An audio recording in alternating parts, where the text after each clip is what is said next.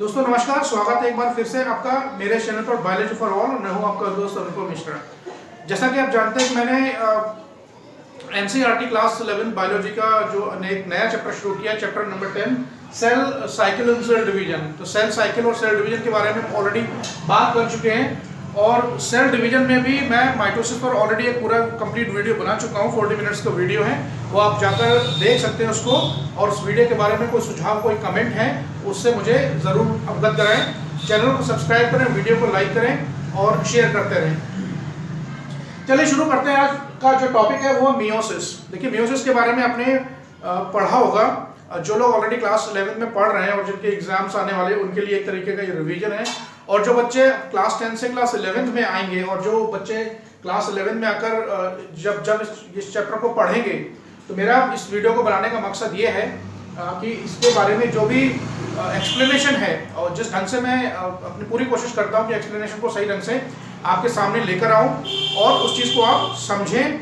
रटने की ज़रूरत नहीं है, कॉन्सेप्ट्स को समझें। हाँ, नाम आपको ज़रूर याद करने पड़ सकते हैं, तो नाम आप याद कीजिए सीक्वेंस में, वो बायोलॉजी में बहुत इंपॉर्टेंट है। और जैसा कि मैं हर बार बोलता हूँ कि बायोलॉजी में जो सबसे ज़्यादा ज़रूरी है वो है डायग्राम्स।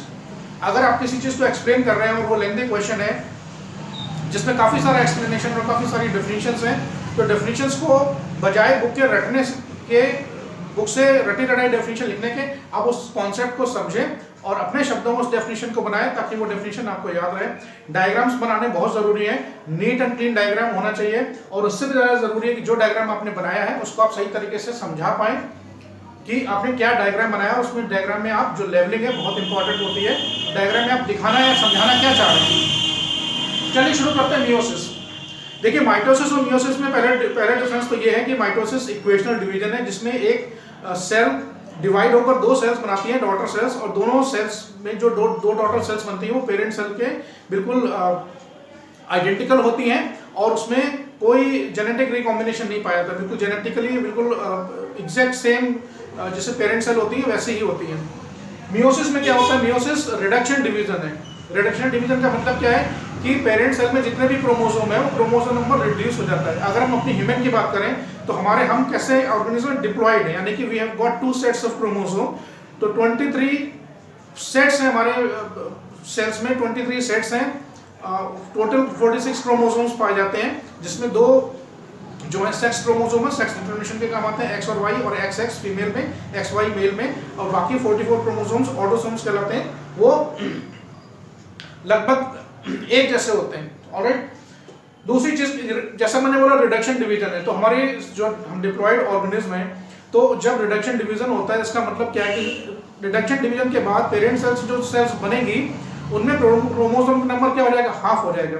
तो हमारे में अगर 46 क्रोमोसोम एक सेल में, पेरेंट सेल में है, उससे अगर मियोसिस के थ्रू वो डिवाइड होती है तो उससे 4 हैप्लॉइड सेल्स बनेंगी और चारों हैप्लॉइड सेल्स में क्रोमोसोम का नंबर कितना हो जाएगा? हाफ हो जाएगा। यानी कि एक अगर डिप्लॉयड सेल है तो उससे 4 कितनी बनेगी? 4 हैप्लॉइड सेल्स बनती हैं और चारों में क्रोमोसोम का नंबर कितना हो जाता है? हाफ हो जाता है। पहली चीज तो मियोसिस क्या है? रिडक्शन डिवीजन है। Why it is called reduction division? Because in the daughter cells the chromosome number is reduced to half as compare to parent chromosome number. एक बात ये हो गई। दूसरी बात क्या है? एक मैंने 2 नाम लिखे, फार्मर एंड मूर, 2 साइंटिस्ट थे जिन्होंने सबसे पहले मियोसिस को रिपोर्ट किया था, मियोसिस को ऑब्जर्व किया था। और सारा क्रेडिट हम कह सकते हैं काफी हद तक उनको जाता है मियोसिस को समझने में कि मियोसिस एक्चुअली है क्या, कौन कौन से स्टेप्स इन्वॉल्व हैं, उसके बारे में अभी हम डिटेल में बात करेंगे। तो पहला पॉइंट क्या है? रिडक्शन डिवीजन है। दूसरा, एक ये 2 साइंटिस्ट इनका नाम याद कर लीजिए। तीसरा इंपॉर्टेंट पॉइंट क्या है मियोसिस का? Chromosome number reduces to half. और चौथा सबसे इंपॉर्टेंट पॉइंट है, it takes place only in those organism which reproduce sexually. सबसे इंपॉर्टेंट पॉइंट है सेक्सुअली रिप्रोड्यूसिंग ऑर्गेनिज्म। जो मैं बोल रहा हूं उसको आप याद कर लीजिए। Meiosis takes place only in those organism which reproduce sexually. उसका फायदा क्या है? उसका फायदा यह है कि जब गैमेट फॉर्मेशन होता है तो गैमेट में क्रोमोसोम का नंबर रिड्यूस होना बहुत जरूरी है, ताकि जब मेल और फीमेल गैमेट फ्यूज हो, कंबाइन होकर जब जाइगोट बनाते हैं तो जाइगोट में क्रोमोसोम का नंबर वो क्या होता है? रीएस्टेब्लिश हो जाता है, जितना था रीस्टोर हो जाता है। अगर ऐसा नहीं होगा, मान लीजिए डिप्लॉइड सेल डिवाइड होके गैमेट्स बना रही है और उनमें भी डिप्लॉइड नंबर ऑफ क्रोमोसोम है, तो क्रोमोसोम मेल और जो मेल गैमेट और फीमेल गैमेट फ्यूज होंगे तो उसमें क्रोमोसोम नंबर 4 पेरेंट सेल से दुगना बढ़ जाएगा, जो कि जेनेटिकली संभव नहीं है, तो पूरे स्ट्रक्चर को ही डिसरप्ट कर देगा। तो सेक्सुअली रिप्रोड्यूसिंग जो ऑर्गेनिज्म है उनमें ही होता है कि क्रोमोसोम का नंबर जब मियोसिस में हाफ हो जाता है और जब फर्टिलाइजेशन होता है तो क्रोमोसोम का नंबर बाद में रीस्टोर हो जाता है। तो 4 इंपॉर्टेंट पॉइंट मैंने आपको बताए। और तीसरा क्या है? तीसरा यह है कि इसमें सबसे इंपॉर्टेंट चीज है वो होती है क्रॉसिंग ओवर।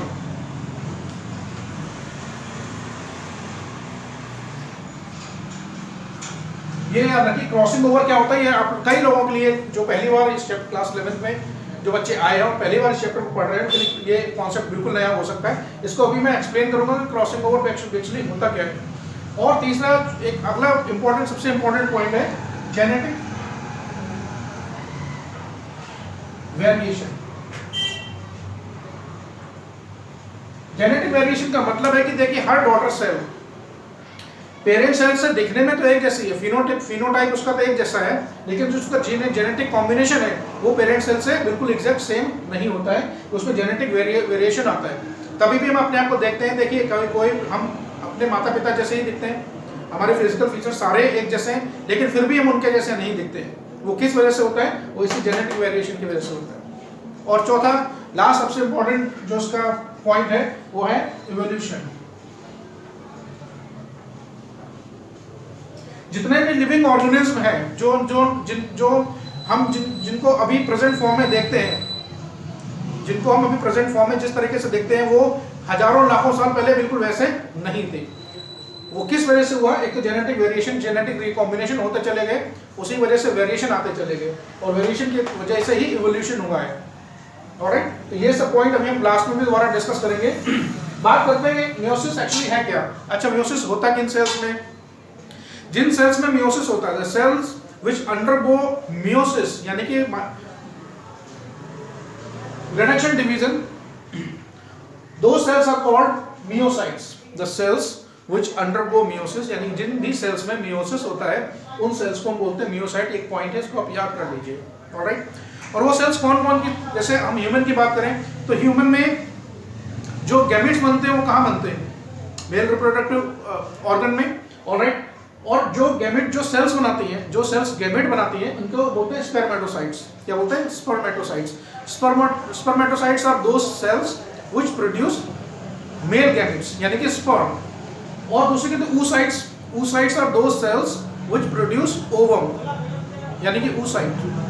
और स्पोरोसाइट किन में बनते हैं? प्लांट्स में स्पोर्स बनते हैं। ये सारी हैप्लॉइड स्ट्रक्चर्स हैं। ये सारी क्या है? ये सारी वो सेल्स हैं जिनमें मियोसिस होता है, which produce gametes। तो मैंने आपको इतने सारे पॉइंट्स बनाए, इनके आधार पर आप नोट्स बना सकते हैं। आप मियोसिस की बात करते हैं। Meiosis comparatively it's a very long process, बहुत बड़ा प्रोसेस है और उतना ही डिटेल में इसका एक्सप्लेनेशन है। और जैसे हमने पढ़ा था माइटोसिस में takes around 1 hour. Actual mitosis it can be completed within 1 hour, 50 minute से लेकर 1 घंटे में पूरा हो जाता है। लेकिन मियोसिस एक बहुत ही बड़ा प्रोसेस है। It can take a few hours and it can take few days, it can take few months and few years also. Alright, इसका समय बहुत लंबा होता है। For the point, from study point of view, we have divided meiosis into 2 parts. हमने meiosis को study point of view से 2 part में डिवाइड किया पढ़ने के हिसाब से, ताकि हम समझ लें कि meiosis के कौन कौन से स्टेप्स होते हैं। meiosis फर्स्ट और meiosis सेकंड, ये नाम आपको याद करने पड़ेंगे इसी सीक्वेंस में, क्योंकि सारी इवेंट्स इसी सीक्वेंस में होती है। तो meiosis फर्स्ट और meiosis सेकंड। पहले बात करते हैं meiosis फर्स्ट की। इनकी जो फेजेस है वो एक ही जैसी हैं। अगर अपने माइटोसिस के फेज याद कर लिए, प्रोफेज, मेटाफेज, एनाफेज, टेलोफेज, इनको आप रट लीजिए, याद कर लीजिए। ऑलराइट, मियोसिस के दो पार्ट्स में हम इसको स्टडी करेंगे, meiosis first and meiosis second. Meiosis first का जो फर्स्ट पार्ट है वो है प्रोफेज फर्स्ट, नाम वही है, लेकिन हमने इसको नंबरिंग दे दी prophase first. And prophase first is the longest phase. पूरे मियोसिस का सबसे बड़ा जो फेज है वो है prophase. It takes about 90% of time. ये कितना टाइम कंज्यूम करता है? पूरे मियोसिस में जितना टाइम लगता है उसका 90% टाइम प्रोफेज फर्स्ट में ही चला जाता है। Alright, for convenience we have divided prophase into five phases. हमने प्रोफेज को 5 हिस्सों में बांटा है स्टडी पॉइंट ऑफ व्यू से, पढ़ने और समझने के लिए। इनके नाम मैं आपको सीक्वेंस में बताता हूँ और इन्हीं सीक्वेंस में आपको इनके नाम याद करने पड़ेंगे। पहला है लैप्टोटिन, जाइगोटिन, पैकिटिन या पचाइटिन भी बोलते हैं इसको, डिप्लोटिन और डाइकाइनेसिस। इसी सीक्वेंस में इनके आप नाम याद कर लिए, किसी भी तरीके से याद कर सकते हैं, वो आपके ऊपर डिपेंड करता है। फिर metaphase first, anaphase first, telophase first. Alright, तो प्रोफेज में ही आपको ये 5 नए नाम याद करने पड़ेंगे, बाकी नाम सब एक जैसे। फिर बात करते हैं मियोसिस सेकंड की। मियोसिस सेकंड के वही सारे फेजेस हैं, केवल नंबरिंग हमने सेकंड वाली दी है। Prophase second, metaphase second, anaphase second, telophase second. Alright, अब तो ये फर्स्ट वाला पार्ट है, ये फर्स्ट वाला पार्ट इज एक्चुअली वो पार्ट है जिसमें रिडक्शन होता है। रिडक्शन किसमें? Reduction in the number of chromosomes. तो ये जो फर्स्ट वाला पार्ट है, ये इसमें क्या होता है?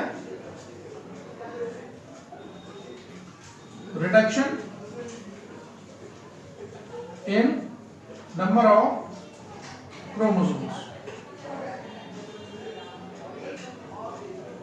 यही वो स्टेज है जिसमें मियोसिस में एक्चुअल रिडक्शन होता है क्रोमोसोम्स के नंबर में, जब गैमेट फॉर्मेशन का जो प्रोसेस मियोसिस है।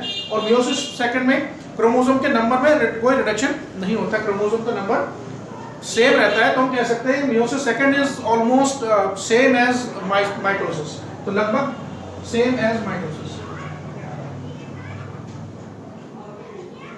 ऑलराइट, आई होप आपको इतना समझ में आया होगा, ये पूरा जो मैंने आपको बैकग्राउंड यहाँ पर समझाया है। अब बात करते हैं एक्चुअल मियोसिस की, और जो ये फेजेस है इनको हम डिटेल में स्टडी करेंगे। चलिए बात करते हैं लैप्टोटिन की। कि लैप्टोटिन पहले समझते हैं, लैप्टोटिन का एक और नाम है, इसको लैप्टोनीमा भी बोलते हैं।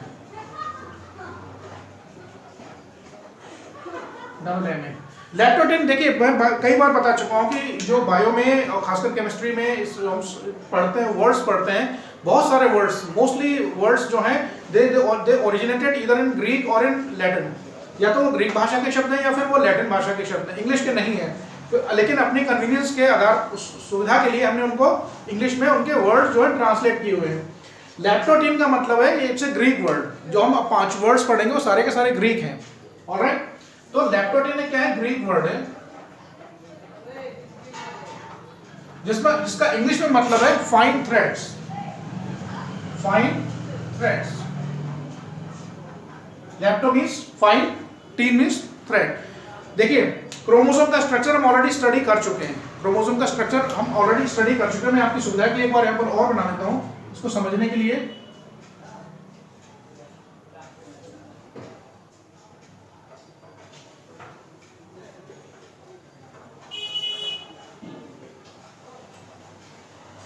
ये क्रोमोसोम का एक स्ट्रक्चर है जो कि कुछ हमें इस तरीके से दिखाई पड़ता है, और इसके अंदर ये इस तरह की कॉइलिंग होती है। वो आप डिटेल में स्टडी बाद में अगली बड़ी क्लास में करेंगे, 12th क्लास में है, इसका डिटेल स्ट्रक्चर आप वहां पर जाके स्टडी करेंगे। क्रोमोसोम का एक स्ट्रक्चर है। ऑलराइट, तो जब प्रोफेज शुरू होता है, माइटोसिस में इस चीज को पढ़ चुके हैं कि जब प्रोफेज शुरू होता है और ये एक सेल है, ये इसके अंदर ये न्यूक्लियस है, उसके अंदर ये क्या है? इसका genetic material highly coiled form में, ये entangled mass of fine threads, ये थ्रेड्स का एक इंटेंगल्ड मास के रूप में ये सेंटर में सिचुएटेड होता है, और जिसको बोलते हैं क्रोमैटिड्स। क्या बोलते हैं? क्रोमैटिड्स।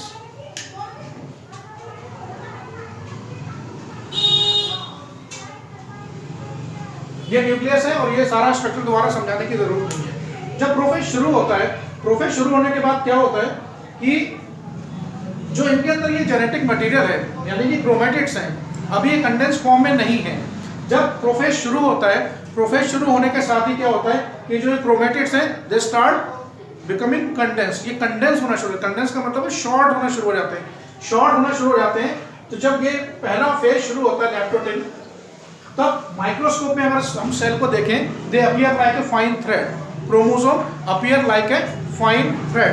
तो किस तरह से दिखते हैं? कुछ इस तरीके से दिखते हैं। मैं आपको एक लाइन ऐसे करके बना के दिखा देता हूं।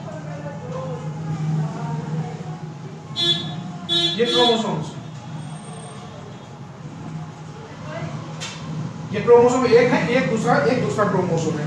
ऑलराइट, 2 क्रोमोसोम मैंने इसलिए बनाए, देखिए इसमें मियोसिस में एक चीज और याद रखिए, in meiosis there is a pairing of homologous chromosomes takes place. ये बहुत इंपॉर्टेंट चीज है, पेयरिंग ऑफ होमोलोगस क्रोमोसोम। ठीक है, मियोसिस में, माइटोसिस में पेयरिंग ऑफ होमोलोगस क्रोमोसोम नहीं होती, इसलिए मैंने दो क्रोमोसोम बनाए। होमोलोगस का मतलब क्या, होमोमस मतलब सेम, और लोगस मींस स्ट्रक्चर, यानी कि वो क्रोमोसोम सेल्स के अंदर जिनका साइज, शेप और स्ट्रक्चर बिल्कुल एक जैसा है, वो क्या करते हैं, they start coming closer to each other and they start pairing. वो क्या करते हैं, तो फर्स्ट फेज में क्या दिखाई पड़ता है, हमें क्रोमोसोम दिखाई पड़ते हैं फाइन थ्रेड्स के रूप में। क्या दिखाई पड़ते हैं, फाइन थ्रेड्स के रूप में। और ये कैसे क्रोमोसोम है, ये होमोलोगस क्रोमोसोम। होमोलोगस का मतलब क्या है कि chromosome which are similar in size, shape and structure, बिल्कुल जिनका एक जैसा है, वो एक दूसरे के पास पास आने शुरू हो जाते हैं, and they appear like a fine thread. That is the first stage of prophase first, जिसको बोलते हैं लैप्टोटिन। और ये दोनों क्रोमोसोम इनको क्या बोलेंगे, होमोलोगस क्रोमोसोम। ये क्या है,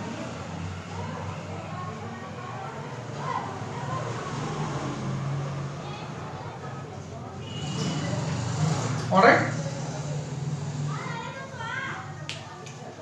अब जैसा कि मैंने बताया कि कोई क्लियर का डिमार्केशन नहीं इन फेजेस के बीच में, इनके बीच में कोई क्लियर का डिमार्केशन, यानी कि एक फेज खत्म होने के बाद दूसरी फेज में जंप नहीं करता है, एक ट्रांजिशन का फेज होता है। यानी कि फर्स्ट फेज में लैप्टोटिन में क्या दिखाई पड़ता है, chromosome appear as a fine thread, वो लैप्टोटिन यानी कि फर्स्ट वाली स्टेज है। लैप्टो का मतलब फाइन और टिन का मतलब थ्रेड, तो chromosome appear as a fine thread, और वो कंटिन्यूअसली लगातार ग्रेजुअली कंडेंस होते चले जा रहे हैं। तो प्रोफेज फर्स्ट आपको ये समझ में आ गया। अब दूसरा फेज क्या होता है, जाइगोटिन।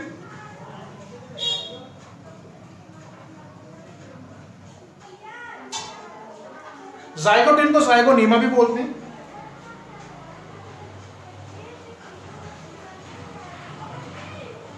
इसका मतलब जो है, इसका जो एक्सप्लेनेशन है कि सेकेंड वाली स्टेज में जाइगोटिन में the chromosome starts coming closer to each other and the homologous chromosome, the chromosomes which are similar in size, shape and structure, they start pairing. और पेयरिंग कैसी होती है, साइड बाय साइड पेयरिंग होती है। कैसी होती है, साइड बाय साइड पेयरिंग होती है।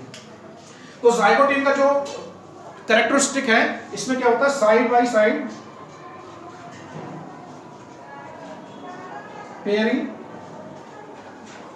Of chromosomes. कौन सा chromosome, homologous chromosome, homologous. Alright, short में लिख दिया। The homologous chromosome they start coming close to each other, and the homologous chromosome they start pairing side by side. This is the beginning of the second phase of prophase first, which is called zygote या फिर zygonema। ये भी Greek भाषा का शब्द है, जिसका मतलब है side by side pairing. Alright, अब यहां पर एक चीज यहां पर समझने वाली बात है आपको,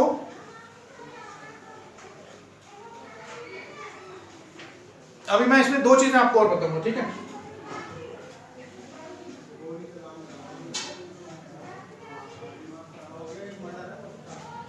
तो मान लीजिए मैं थोड़ा सा ऐसे दोबारा बनाता हूं, एक क्रोमोसोम ये है, दूसरा क्रोमोसोम ये,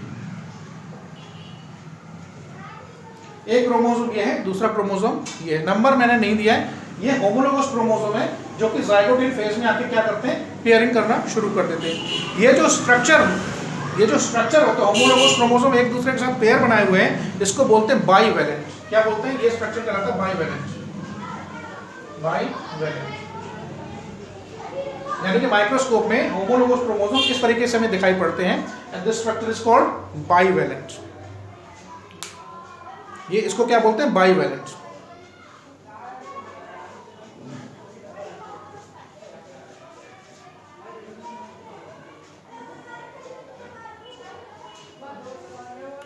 ऑलराइट, अब इसमें एक वर्ड होता है सिनेप्सिस। सिनेप्सिस जो वर्ड है, सिनेप्सिस का मतलब होता है पेयरिंग, यानी कि होमोलोगस क्रोमोसोम जो पेयरिंग बनाते हैं उस पूरे स्ट्रक्चर को क्या बोलते हैं, सिनेप्सिस। और इनको क्रोमोसोम्स को बोलते हैं बाइवैलेंट। और जो ये पूरा साइड बाय साइड पेयरिंग है, एक दूसरे के पास में आकर ये पेयरिंग करते हैं, दिस इज कॉल्ड सिनेप्सिस। इसका वो एक कॉम्प्लिकेटेड स्ट्रक्चर है, ये देखने में जितना आसान है केवल डायग्रामेटिक रिप्रेजेंटेशन है, ये इतना आसान नहीं है। अगर इसका इलेक्ट्रॉन माइक्रोस्कोप में इसका स्ट्रक्चर दिखाया तो ये काफ़ी कॉम्प्लेक्स स्ट्रक्चर दिखाई पड़ता है, लेकिन स्टडी पॉइंट ऑफ व्यू से उसको हम और कॉम्प्लिकेटेड नहीं करेंगे क्योंकि इसमें अभी बहुत सारे भी डिटेलिंग और बहुत सारे भी स्टेप्स अभी बाकी हैं। तो ये बाइवैलेंट समझ में आएगा, दो क्रोमोसोम होमोलोगस क्रोमोसोम साथ साथ इसको बाइवैलेंट बोल रहा है, और ये आपस में जिस तरह की पेयरिंग बोलते हैं उसको सिनेप्सिस बोलते हैं। और जो जो पूरा एक कॉम्प्लेक्स बनता है इसको सिनेप्टोनीमल कॉम्प्लेक्स बोलते हैं। क्या बोलते हैं? सिनेप्टोनीमल कॉम्प्लेक्स।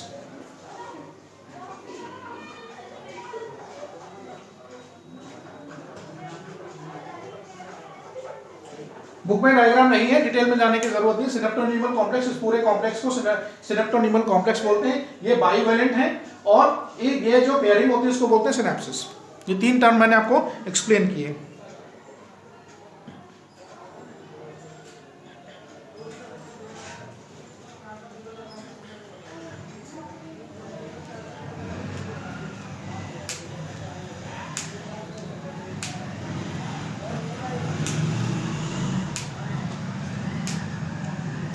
नेक्स्ट स्टेज लैक्टोडेन हो गया, ज़ाइगोटेन हो गया। नेक्स्ट स्टेज है थर्ड वाला पैकेटिन।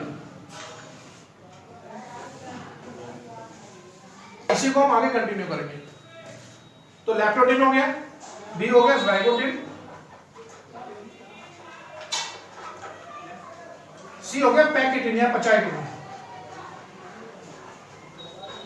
पैकेटिन का जो कैरेक्टरिस्टिक है, ये दोनों वाली फेजेस बहुत छोटी, कंपैरेटिवली इनमें बहुत कम समय लगता है। अब आने वाली जो थर्ड फेज है इन पांचों फेजेस में सबसे बड़ी है।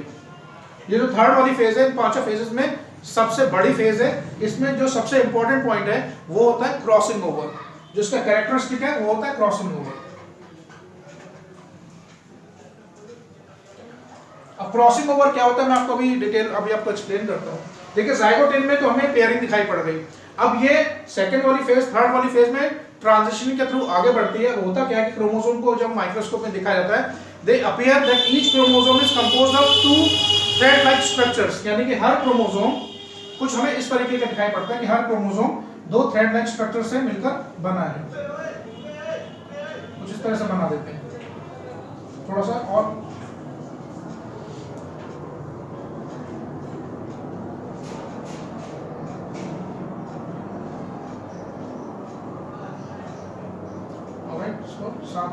सामने ही रखेंगे।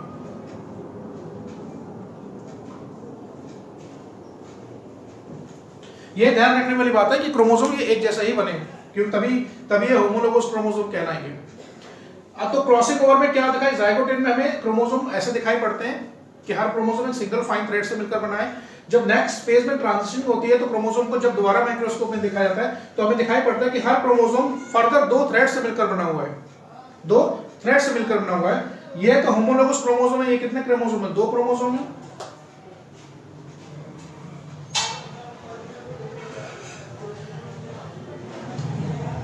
ये मान लीजिए क्रोमोसोम ए है, ये क्रोमोसोम बी है।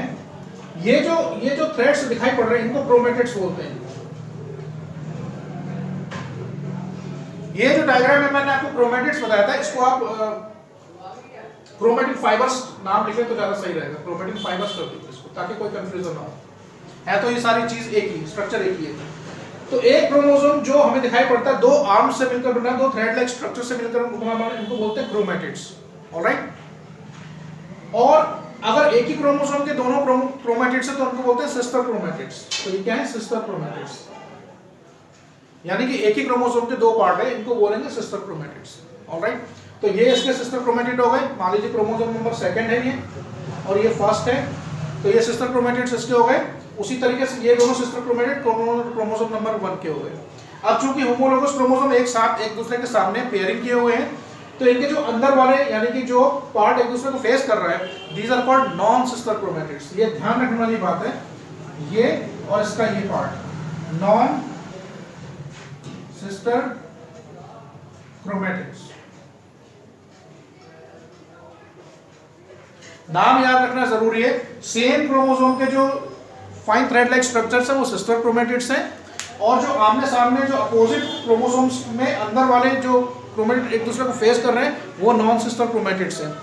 और जो क्रॉसिंग ओवर मैंने बताया, क्रॉसिंग ओवर हमेशा नॉन सिस्टर क्रोमेटिड्स के बीच में ही होता है। अब क्रॉसिंग ओवर बेसिकली है क्या, इसको समझिए। तो पैकेटिन में क्या हो रहा है, क्रॉसिंग ओवर होता कैसे, ये क्रोमोसोम मैंने आपको एक बनाया, ये क्रोमोसोम दूसरा बनाया, इसकी बाहर वाली आर्म इधर वाली, और ये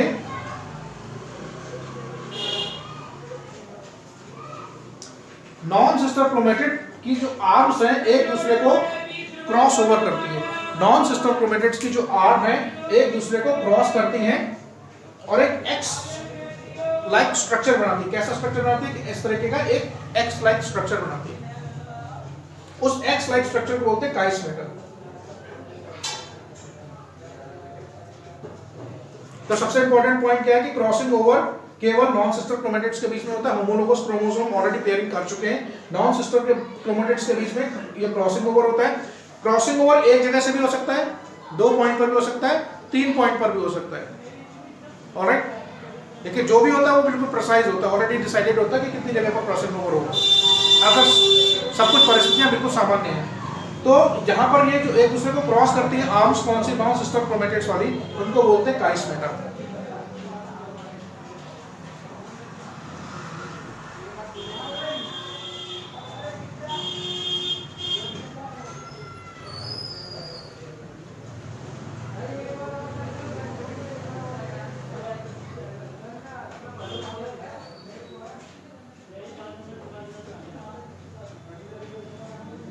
ऑलराइट, अब क्या होगा, पैकेटिन अब नेक्स्ट फेज में ट्रांजिशन कर रही है।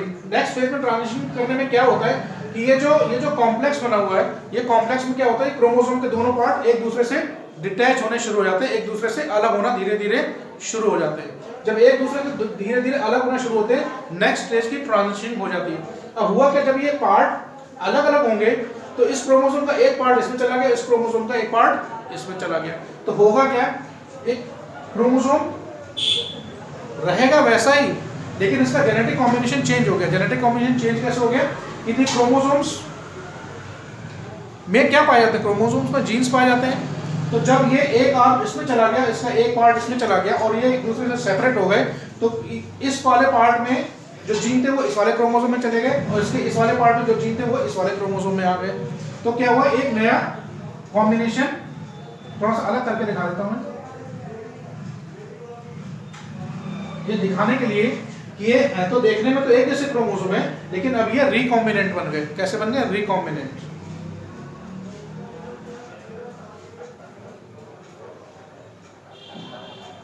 रिकॉम्बिनेंट यानी कि इनका जो जेनेटिक कॉम्बिनेशन था वो चेंज हो गया। होमो है अभी भी होमोलोगस क्रोमोसोम, लेकिन इनका जेनेटिक कॉम्बिनेशन क्या हो गया, चेंज हो गया। और इस पूरे प्रोसेस में, ये इतना कॉम्प्लेक्स प्रोसेस है, इसमें बहुत सारे एंजाइम्स काम करते हैं। एंजाइम्स किस प्रोसेस को कंट्रोल करते हैं कि ये आर्म एक दूसरे से क्रॉस करेंगी, फिर वो पार्ट वहाँ से कट होगा, कट होने के बाद फिर ये पार्ट आपस में जुड़ेंगे। तो यहाँ पर दो एंजाइम्स काम करते हैं, एक तो एंडोन्यूक्लियस एंजाइम है, दूसरा लाइगेज एंजाइम। ये आप चाहे तो नाम याद कर लें, कंपटीशन पॉइंट ऑफ व्यू से थोड़ा सा इंपॉर्टेंट है कि एक तो ये क्रॉस ओवर होने के बाद ये पॉइंट्स, एक एंजाइम इनको बीच से काटेगा और दूसरा एंजाइम इनको बीच से इन पार्ट्स को, जो कटे हुए पार्ट्स उनको वापस में जोड़ेगा। तो 2 एंजाइम्स यहाँ पर काम करते हैं, बहुत ही इंपॉर्टेंट है, इनका नाम याद कर लीजिए। एक तो होता है एंडोन्यूक्लियस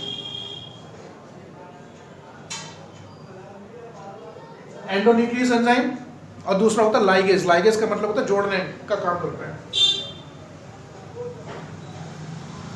एंडोन्यूक्लियस एंजाइम कट करता है और लाइगेज एंजाइम उनको ग्लू की तरह जोड़ देता है। तो 2 एंजाइम्स बहुत इंपॉर्टेंट है, इनको आप याद कर लीजिए।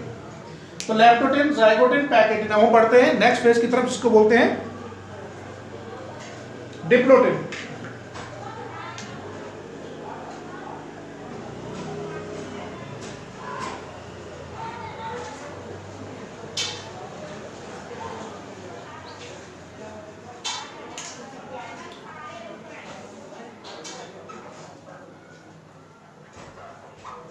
जैसा कि मैंने बताया, लैक्टोटिन, जाइगोटिन, पैकेटिन, डिप्लोटिन में कोई अलग एक क्लियर कट डिमार्केशन नहीं है, लेकिन demarcation study point of view से उसको समझ लीजिए कि जब क्रॉसिंग ओवर हो जाता है और इस तरीके का स्ट्रक्चर बनता है काइस्मेटा, उसके बाद जो नेक्स्ट फेज होता है उसमें ये क्या होता है कि क्रोमोसोम एक दूसरे से धीरे धीरे धीरे धीरे धीरे एक दूसरे से सेपरेट होना शुरू होते हैं और जो ये कॉम्प्लेक्स बना है वो धीरे धीरे धीरे डिसॉल्व होना शुरू हो जाता है। ये जो कॉम्प्लेक्स पूरा बना है ये स्ट्रक्चर धीरे धीरे धीरे डिसॉल्व होना शुरू हो जाता है और ये डिसॉल्व होने के बाद जो नए क्रोमोसोम है इनको बोलते हैं रिकॉम्बिनेंट क्रोमोसोम। ये रिकॉम्बिनेंट क्रोमोसोम हमें डिप्लॉइडिंग स्टेज में दिखाई पड़ते हैं।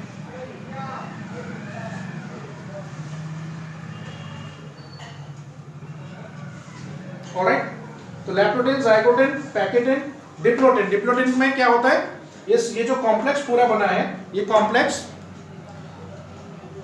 डिसॉल्व होना शुरू होता है धीरे धीरे। ये दो एंजाइम्स मैंने जिनके नाम बताए वो, और इसके बाद ये एक दूसरे से सेपरेट होना शुरू हो जाते हैं। That is the characteristic of diplotene. धीरे धीरे धीरे ये डिसॉल्व होना शुरू हो जाते हैं और क्रोमोसोम एक दूसरे से सेपरेट होना शुरू हो जाते हैं।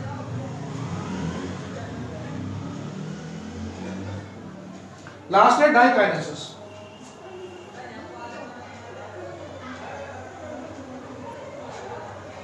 डाइकाइनेसिस में क्या होता है, कोई अलग से डायग्राम नहीं है, इसको यहाँ पर इधर ही कंटिन्यू कर सकते हैं।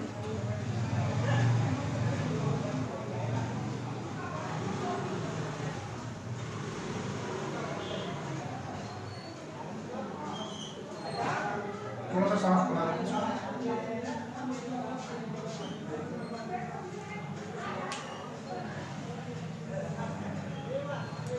डिप्लोटेन जो डाइकाइनेसिस का मतलब होता है साइड मूवमेंट। क्या होता है इसका मतलब होता है साइड मूवमेंट या अक्रॉस मूवमेंट।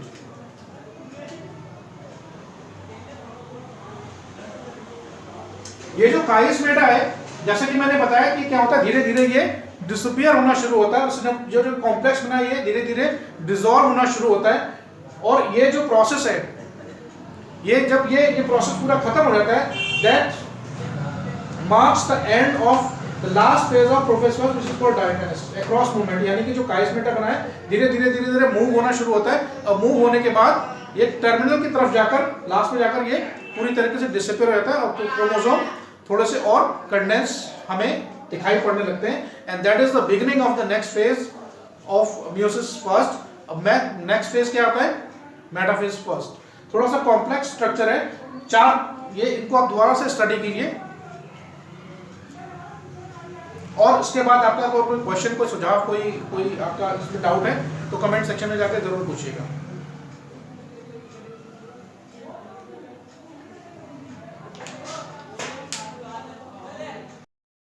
चलिए बात करते हैं प्रोफेस फास्ट की, और जो 5 फेजेस इनको डिटेल में स्टडी करते हैं। इससे पहले मैं इसको रब करूं, आप चाहें तो उसका स्क्रीनशॉट ले लें और स्क्रीनशॉट लेकर उसके अकॉर्डिंगली आप नोट्स बना लें।